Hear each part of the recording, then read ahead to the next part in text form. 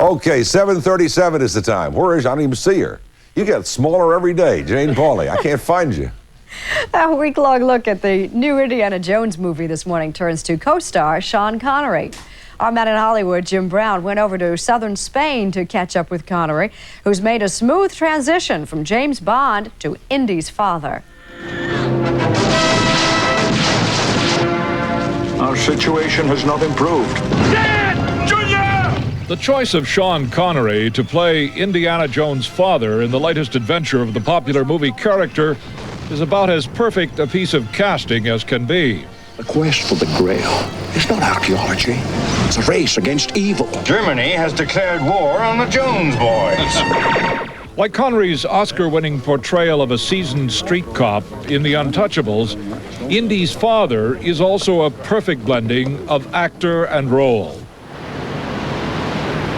Home for Sean Connery is here on the southern coast of Spain near Marbella and the so-called jet-set marina known as Puerto Banús. It is where some of the most luxurious yachts in the world are berthed. Connery, his home is a jumping-off place to the cultures of the Mediterranean. Well, from here, it's 40 minutes to Algeciras, and you get a boat there, and you're in Morocco's only 22 miles across. Connery was director Steven Spielberg's first choice to play Indy's father, although Connery's initial look at the script was less than enthusiastic. I was rather disappointed. Anyway, when I voiced my reservations about it, Steven was, I think, a bit surprised. Well, my reservations at the beginning were mainly to get a clearer picture of where we're going with this character and this father figure. I liked the idea of him being more like Sir Richard Burton, the explorer, that type, much more active and an academic to begin, and then becoming, then you realize what the genes were that produced this Indiana Jones.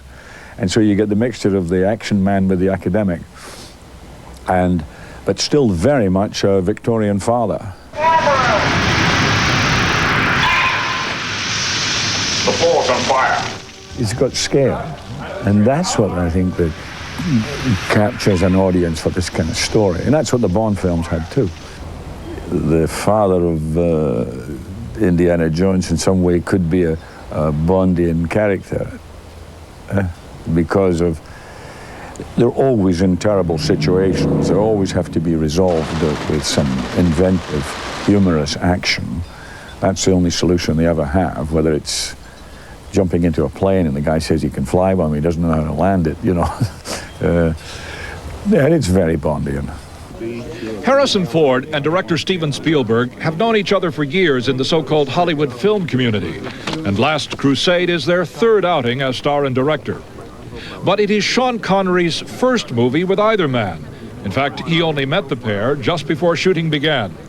Nevertheless, the chemistry between Ford and Connery is there, and Spielberg took advantage of it. He's very exciting to work with, Steven. He's always got lots and lots of visual ideas, and I always have plenty of ideas too, and Harrison's the same. And to give an example, Steven was covering it with a close-up and a close-up, and then the timing of a scene invariably found it worked better in the two-shot with the two heads to get the byplay of the two characters, and in many sequences you'll see that. When we get to Alexandretta, we will face 3 challenges. First, the breath of God. Only the penitent man will pass. Second, the word of God. Only in the footsteps of God will he proceed. Third, the path of God. Only in the leap from the lion's head will he prove his worth. What does that mean? I don't know. We'll find out.